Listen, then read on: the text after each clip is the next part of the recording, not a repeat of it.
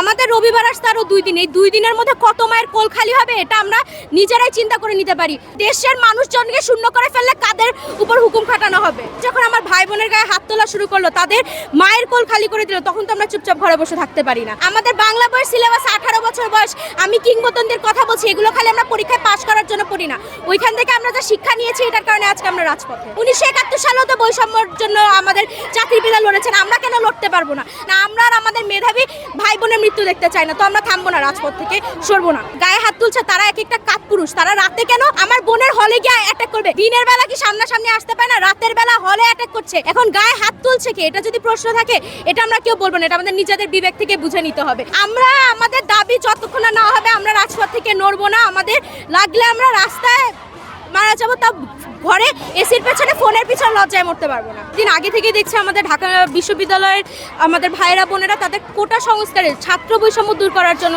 আন্দোলন করছিল। এখন তাদের আন্দোলনটা যৌক্তিক এবং আমরা বারবার বলছি তাদের আন্দোলনটা যৌক্তিক, তখন আমরা রাস্তায় নামিনি, কারণ আমাদের ভাইয়েরা বোনেরা যথেষ্ট করছিল, দরকার পড়লে আমরাও নামতাম।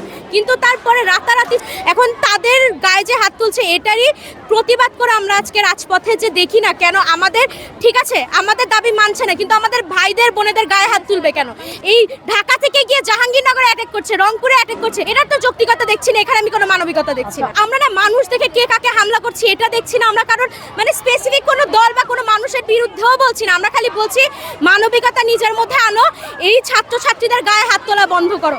এমন না যে খালি ছাত্রছাত্রীরাই ব্যথা পাচ্ছে, আমাদের শিক্ষক আমাদের শিক্ষার্থীরা রাস্তায় নর্মালি যেতে গেলেও ব্যথা পাচ্ছে, তাদের দাবিকে আমরা কি বলবে, আমরাই তাই তাদের সুরক্ষা যাতে নিশ্চিত করা হয় এর জন্য আন্দোলনে নেমেছি। এবং কে কাকে মারছে আমরা জাস্ট বলবো যে এই মারাটা বন্ধ করা আর আমাদের দাবি মেনে নাও।